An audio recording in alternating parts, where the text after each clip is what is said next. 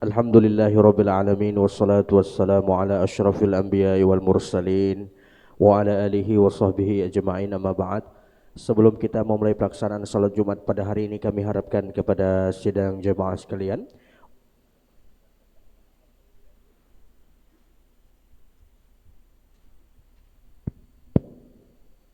kemudian yang pertama untuk dapat mengisi saf-saf depan dahulu yang masih kosong. Kemudian yang kedua, bagi jamaah yang membawa handphone atau alat komunikasi lainnya,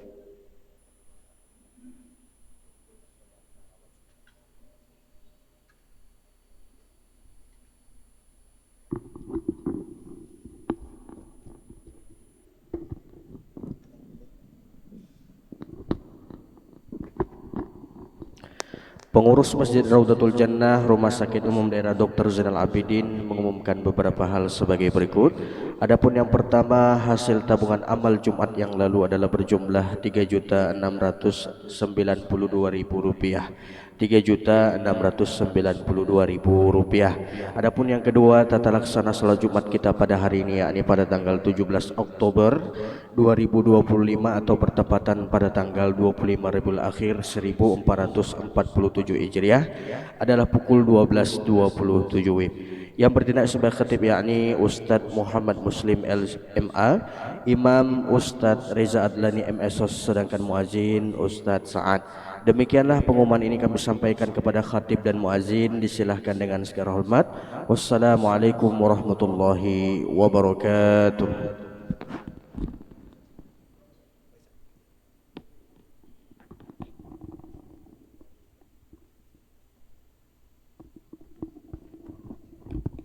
Assalamualaikum warahmatullahi wabarakatuh.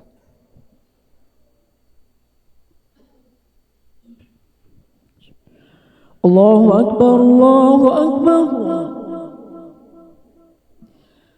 Allahu Akbar,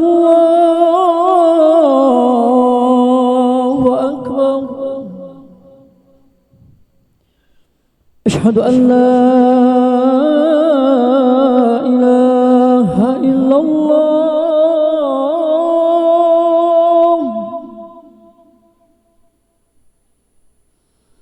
Asyhadu an la ilaha illallah.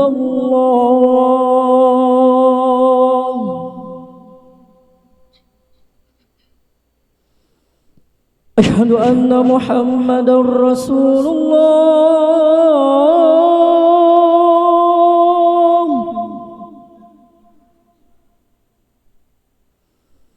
Asyhadu anna Muhammadar Rasulullah.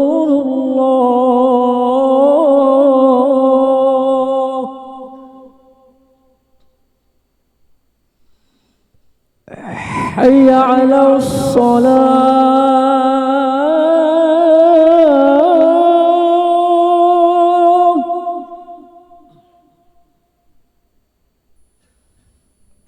Hayya 'alas shalah.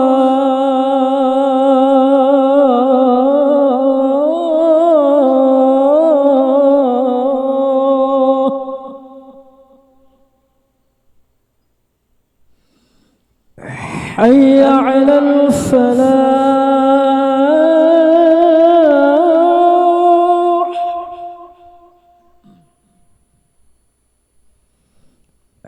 حي على الفلاح.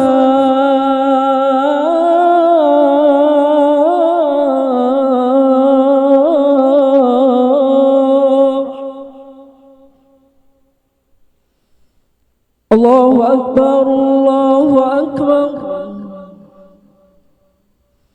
لا إله إلا الله.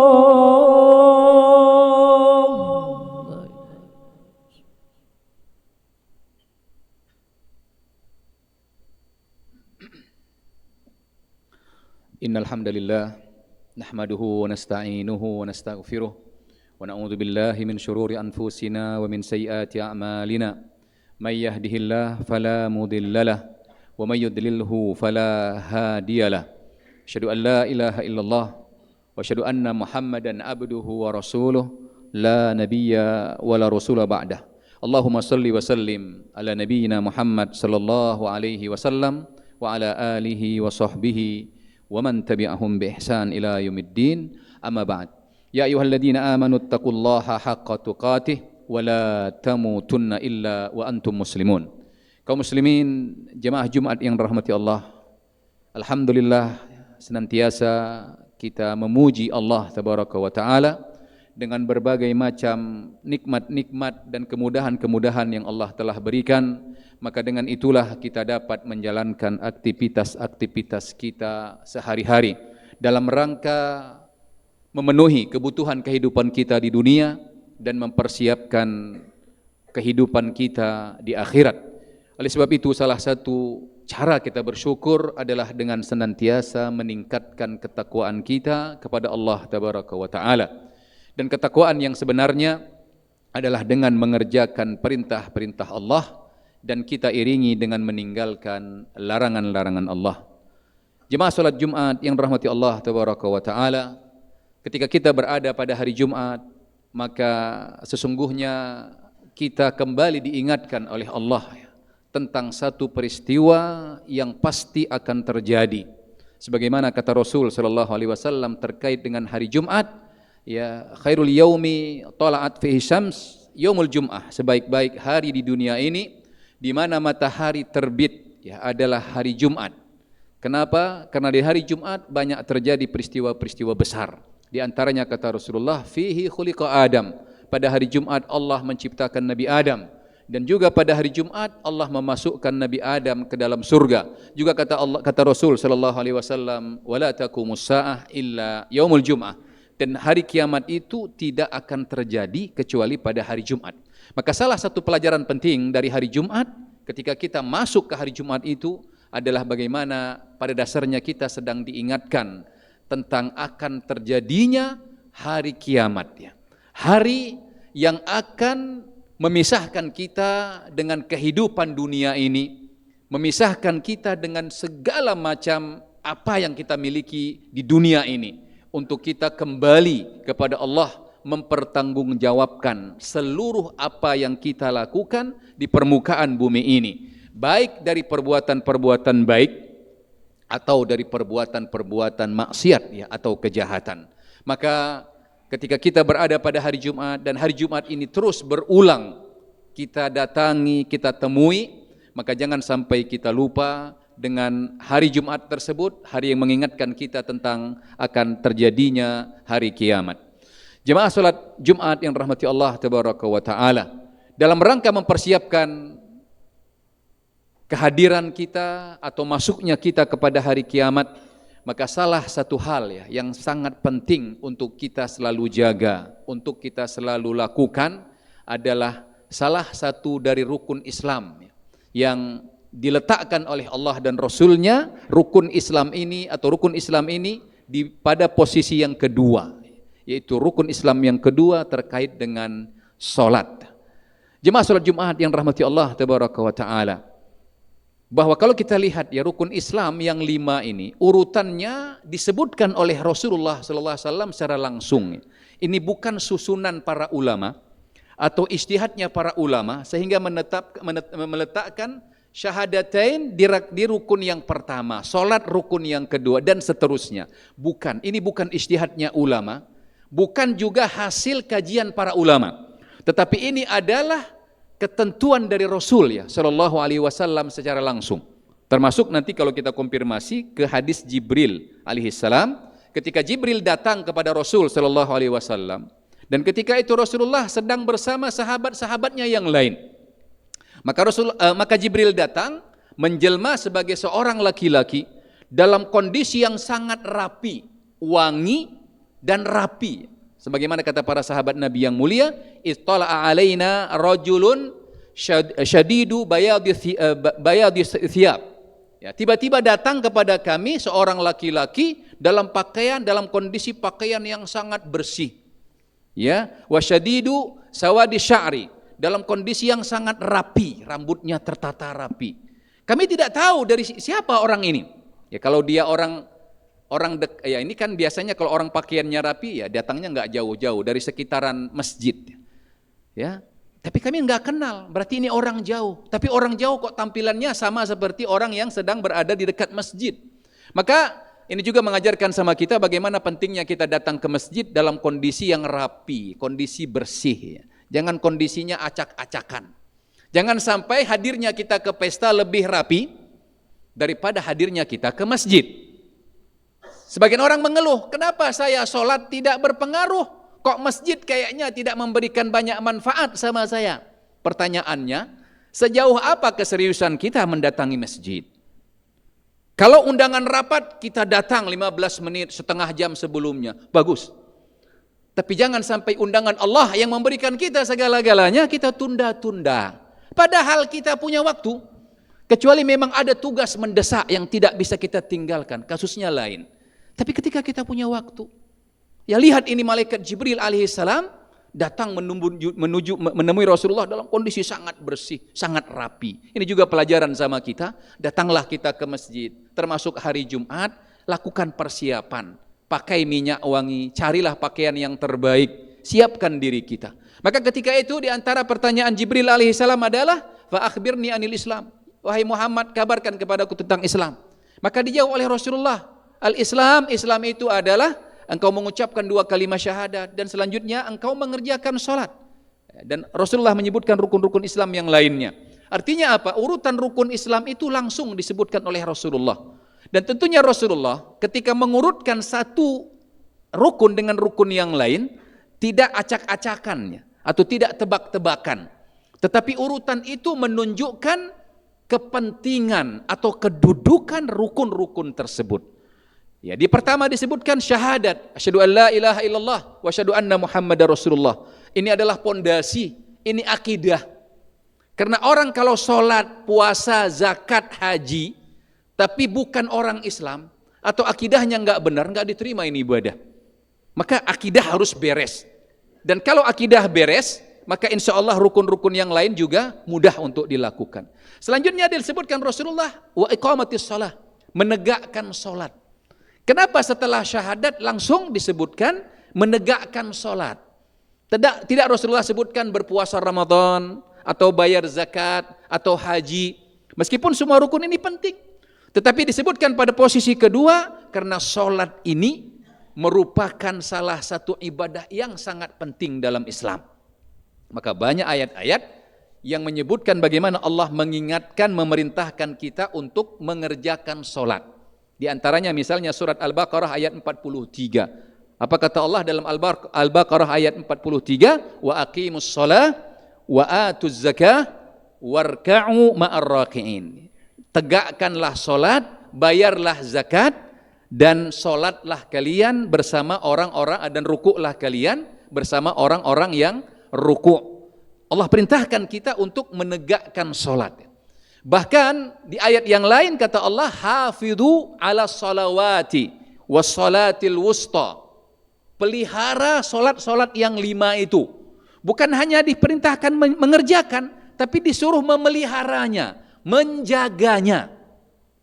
Kenapa? Karena memang solat ini ibadah yang dilakukan berulang-ulang. 1 hari saja 5 kali. Biasanya sesuatu yang berulang-ulang itu cenderung akan diremehkan. Ya, cenderung akan diremehkan. Maka tetapi karena dia suatu yang penting, dia tidak boleh diremehkan. Maka Allah perintahkan hafidhu, jaga salat yang 5 waktu itu. Dan juga bagaimana kita melihat Rasulullah memberikan penegasan ya, terhadap pelaksanaan salat 5 waktu ini. Apa kata Rasulullah? Al-ahdul ladzi bainana wa bainahumus shalah. Beda umatku kata Rasulullah dengan umat selain umatku ya as-shalah, menegakkan salat 5 waktu itu. Faman tarakaha faqad kafar. Siapa yang meninggalkan salat 5 waktu kata Rasulullah dia itu melakukan kekufuran. Apa makna hadis ini? Secara ringkas kata para ulama kita, hadis ini menunjukkan ini batas minimal seorang Islam. Jadi minimalnya orang Islam itu salat 5 waktunya beres. Kalau salat 5 waktunya enggak beres, ini dipertanyakan keislamannya. Sebagian orang menganggap kalau sudah jaga sholat 5 waktu itu sudah soleh sekali. Maka dia mengatakan apa? Ya sudahlah, saya tidak mau soleh-soleh sekali. Saya cukuplah sholatnya 2 kali saja. Yang sempat-sempat saja. Ya. Ada yang sholatnya PSDS, Persatuan Sholat 2 kali setahun. Kapan dia sholat? Ya, sholat Idul Fitri, Idul Adha. Yang lain wallahu a'lam. Atau agak meningkat sedikit PSMS, Persatuan Sholat Maghrib saja. Ya kapan dia tenang sholat? Kalau nggak tenang ya udah, nggak bisa. Ini batas minimal. Orang menjaga sholat 5 waktu itu bukan soleh sekali, enggak. Itu batas minimal Islam itu. Orang soleh itu kapan? Ketika sholat 5 waktunya beres, sholat rawatibnya dijaga, sholat sunnahnya juga iya, sholat malamnya jago, itu baru soleh orang. Kalau baru sholat 5 waktu, batas minimal. Kaum muslimin jemaah Jumat yang rahmati Allah. Maka kalau sholat 5 waktunya enggak beres, berarti apa kata Rasulullah? Ini ya sudah melenceng ya dari Islam. Ini sangat penting. Ya, juga bagaimana nanti kita lihat pentingnya sholat ini sehingga Rasulullah pun mengingatkan, memerintahkan kepada orang tua agar apa? Memerintahkan anaknya sholat. Bahkan kata Rasulullah, muru auladakum bis sholah wahum abna sab'us sinin. Perintahkan anak-anak kalian untuk sholat ketika dia sudah berusia 7 tahun. Anak-anak kalau sudah berusia 7 tahun, itu orang tuanya atau orang yang bertanggung jawab terhadapnya punya kewajiban untuk memerintahkan anak-anak untuk sholat. Ya, apakah anak usia 7 tahun sudah wajib sholat? Biasanya belum ya. Karena wajibnya kita melakukan sebuah kewajiban atau amalan itu kalau sudah baligh. Biasanya anak-anak usia 7 tahun belum baligh, tetapi sudah diperintahkan untuk sholat. Bahkan lebih dahsyat lagi kata Rasulullah, wadribuhum 'alaiha wa hum abna asyr. Dan kalau dia sudah usia 10 tahun, dia sudah boleh diberikan hukuman. Hukuman yang mendidik tentunya. Maksudnya apa? Usia 10 tahun, masih sholatnya belum beres, masih main-main sholatnya, itu sudah bisa diberikan hukuman. Apa tujuannya 7 tahun disuruh perintahkan sholat? 10 tahun kalau sholatnya belum beres diberikan hukuman, untuk menanamkan kepada anak tersebut pentingnya sholat. Sholat ini bukan main-main. Sholat ini bukan makan siang, boleh ditunda-tunda. Atau bukan makan malam, boleh ya kalau suka makan, kalau enggak ya udah diganti dengan yang lain, enggak bisa. Ya, maka ditanamkan semenjak awal. Bahkan kata para ulama kita, kalau ada orang tua atau ada orang yang di bawah tanggungannya anak yang usia 7 tahun, baik laki-laki maupun perempuan, tapi dia tidak mau memerintahkan anak tersebut untuk sholat, maka orang tuanya yang berdosa. Orang tuanya yang berdosa. Kenapa? Karena kalau anak tidak semenjak awal dididik untuk menjaga sholat itu, maka nanti akan menjadi generasi yang kata Allah tabaraka wa ta'ala, fa khalafa min ba'dihim khalfun adha'us shalah. Maka ada di antara manusia nanti yang kata Allah, mereka meninggalkan anak-anak generasi keturunan yang melalaikan sholat. Fasawfa yalqawna ghayya. Generasi seperti ini termasuk juga orang-orang tua yang tidak peduli dengan sholat anaknya, kata Allah, mereka akan masuk neraka. Maka kalau kita dapatkan orang-orang yang sudah senior sekarang ini tapi sholatnya masih berantakan, bisa saja salah satu penyebabnya apa? Dulu orang tuanya tidak peduli dengan pendidikan sholatnya. Maka kadang-kadang dia lebih penting makan daripada sholat. Kalau makan jangan ditawar, kalau tidak makan dia akan marah. Tapi kalau sholat, sebagian kadang-kadang tidak masalah. Apalagi mohon maaf kita sedang berada di rumah sakit, termasuk orang yang sakit. Kita yang sedang mengunjungi, yang sedang mendampingi pasien, jangan lupa untuk ingatkan yang sakit itu untuk sholat. Tidak ada alasan orang sakit tidak meninggalkan sholat, kecuali perempuan sedang halangan, barangkali lain kasusnya. Dia seorang laki-laki, atau dia sakit, dia tidak ada halangan, dia harus sholat. Cuma posisi sholatnya yang perlu bisa bagaimana dia mudah, dia tidak bisa berwudu, dia bisa tayamum. Tapi sakit bukan alasan untuk meninggalkan sholat. Dan justru ini adalah momen terbaik. Bagaimana ketika kita sakit, kita berobat secara fisik, tetapi kita jangan lupa juga berobat secara jiwa.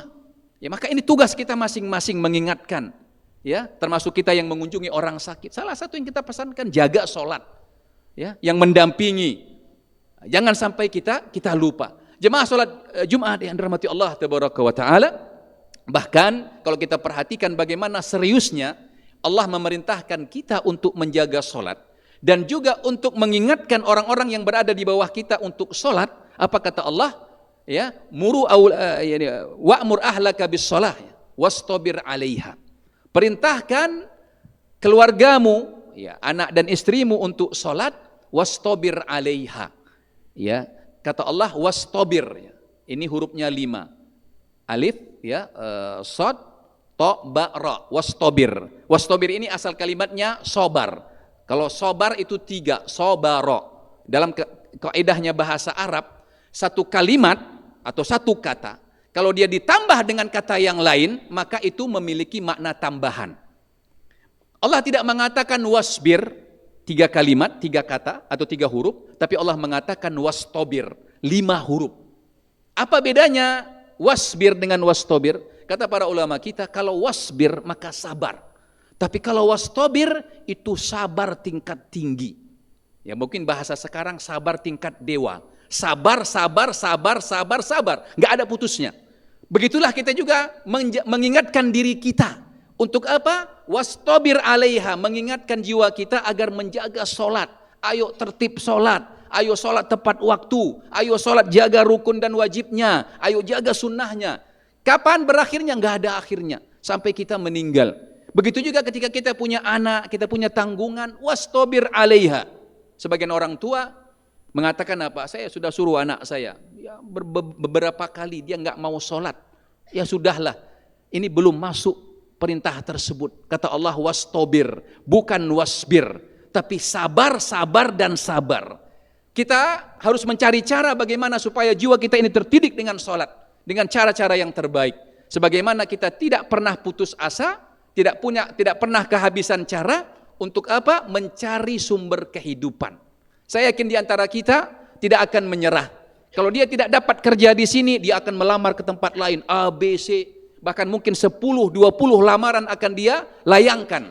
Untuk apa? Mencari sumber kehidupan. Silahkan. Ini baik dilakukan dan harus dilakukan. Tetapi jangan sampai untuk perkara sholat kita cepat putus asa. Cepat ya menyerah. Padahal Allah mengatakan tidak boleh untuk menyerah. Jemaah salat Jumat yang dirahmati Allah, di balik perintah itu maka Allah sediakan begitu banyak pahala-pahala. Ya, di antaranya kata Rasulullah, as-salatu nurun. Salat itu nur, salat itu cahaya. Maka orang yang menjaga salatnya, Allah akan berikan dia cahaya. Maka kata para ulama kita, perbaiki salat kita, Allah akan perbaiki kehidupan kita. Yakinlah, kalau sholatnya kita jaga dengan baik, sholat 5 waktu itu, maka insya Allah Allah akan perbaiki ya kehidupan kita. Allah berikan kemudahan, Allah berikan solusi-solusi dari setiap permasalahan yang menghadapi atau yang merintangi kita. Dan juga para ulama kita mengatakan, ingatlah bahwa perkara sholat ini bukan perkara yang gampang. Maka sebagian para ulama kita mengatakan, orang yang meninggalkan sholat dengan sengaja, maka dosanya lebih besar dari perbuatan zina.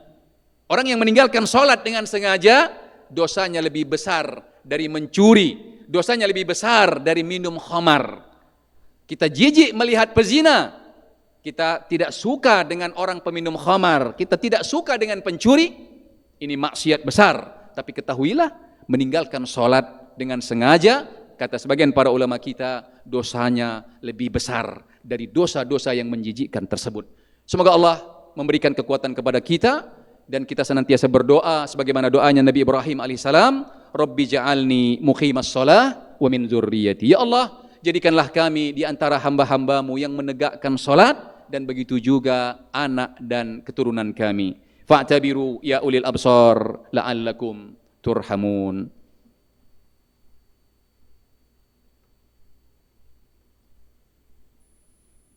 Innal hamdalillah nahmaduhu wa nasta'inuhu wa nastaghfiruh wa na'udzu billahi min shururi anfusina wa min sayyiati a'malina. May yahdihillahu fala mudhillalah wa may yudlilhu fala hadiyalah. Asyhadu an la ilaha illallah wa asyhadu anna Muhammadan abduhu wa rasuluh la nabiyya wa la rasula ba'dah. Innallaha wa malaikatahu yusholluna 'alan nabi. Ya ayyuhalladzina amanu shallu 'alaihi wa sallimu taslima. Allahumma ighfir lil muslimina wal muslimat والمؤمنين والمؤمنات الأحياء منهم والأموات إنك سميع قريب مجيب دعوات اللهم أرنا الحق حقا وارزقنا اتباعه وأرنا الباطل باطلا وارزقنا اجتنابه اللهم انصر إخواننا في فلسطين اللهم انصر إخواننا في سوريا Allahumma ansur ikhwanana fi kulli makan. Allahumma taqabbal syuhada'ahum washfi mardahum. Allahumma a'idil masjidal aqsa ila rihabil muslimin. Rabbana atina fid dunya hasanah wa fil akhirati hasanah wa qina adzabannar. Walhamdulillahi rabbil alamin.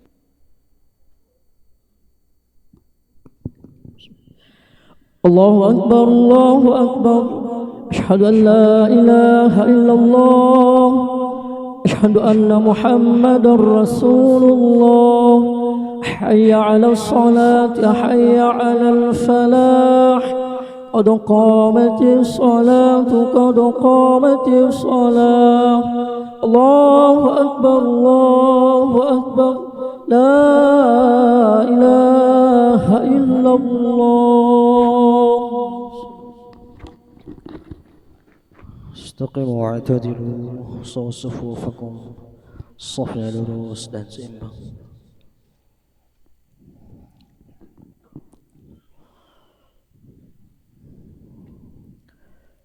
Allahu Akbar.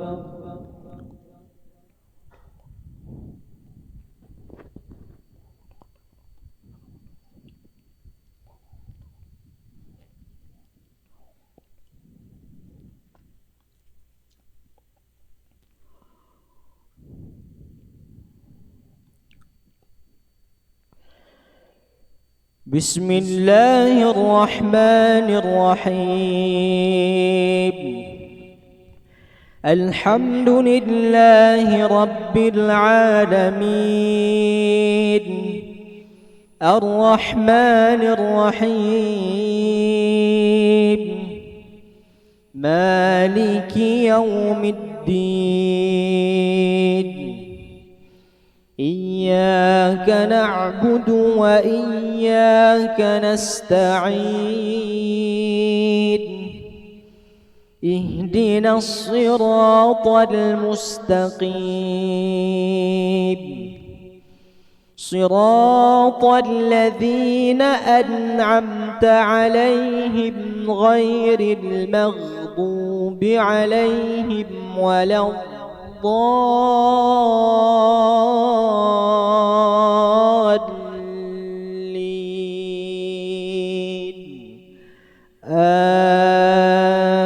آمين.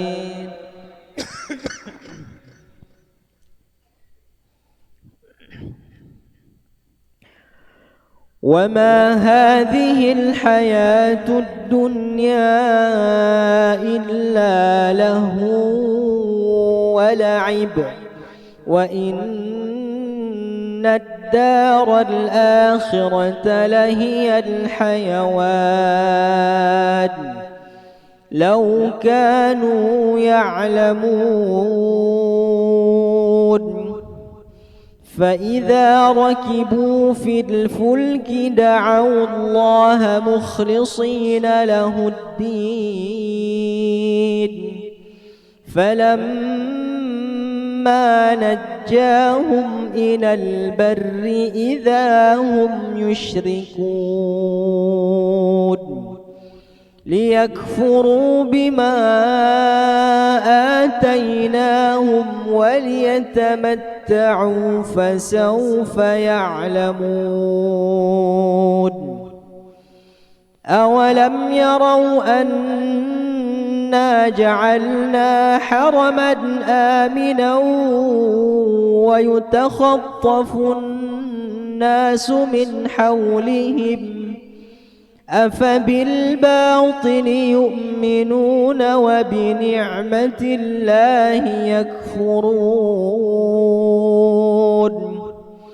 ومن أظلم ممن افترى على الله كذبا أو كذب بالحق لما جاءه أليس في جهنم مثوى للكافرين.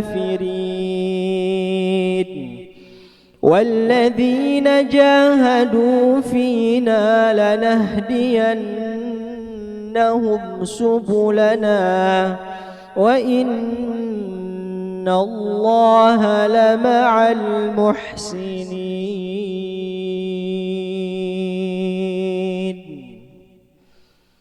الله أكبر.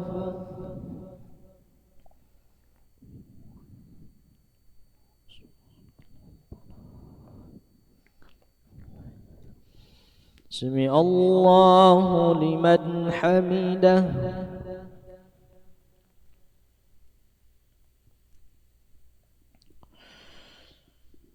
الله أكبر.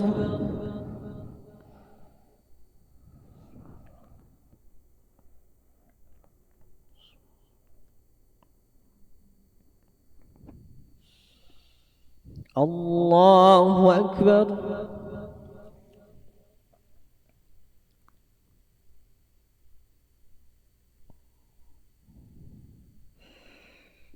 الله أكبر.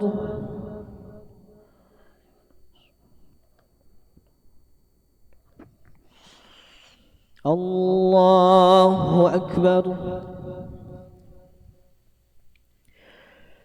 بسم الله الرحمن الرحيم. الحمد لله رب العالمين الرحمن الرحيم مالك يوم الدين. إياك نعبد وإياك نستعين. اهدنا الصراط المستقيم صراط الذين أنعمت عليهم غير المغضوب عليهم ولا الضالين.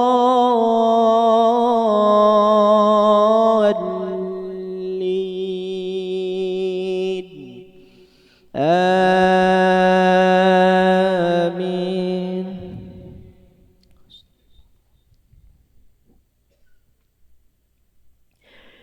يا أيها الذين آمنوا لا تلهكم أموالكم ولا أولادكم عن ذكر الله ومن يفعل ذلك فأولئك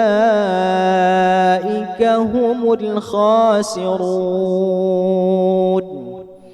وأنفقوا مما رزقناكم من قبل أن يأتي أحدكم الموت فيقول رب لولا أخرتني إلى أجل قريب فأصدق وأكن من الصالحين ولن يؤخر الله نفسا إذا جاء أجلها والله خبير بما تعملون.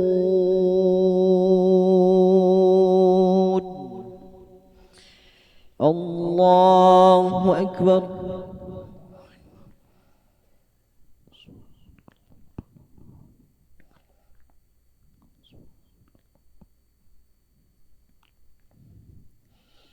سمع الله لمن حمده.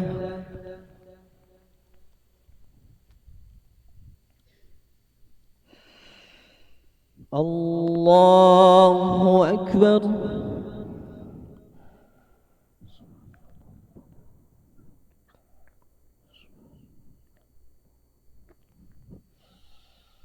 الله أكبر.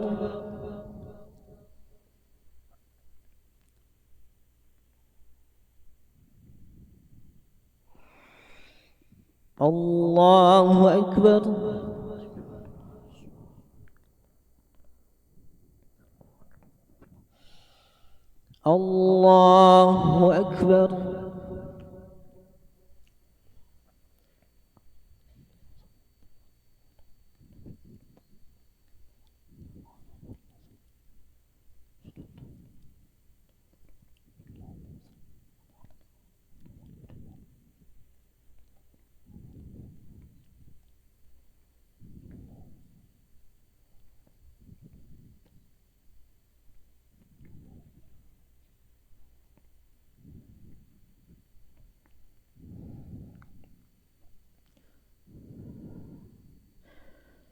السلام عليكم ورحمة الله. السلام عليكم ورحمة الله.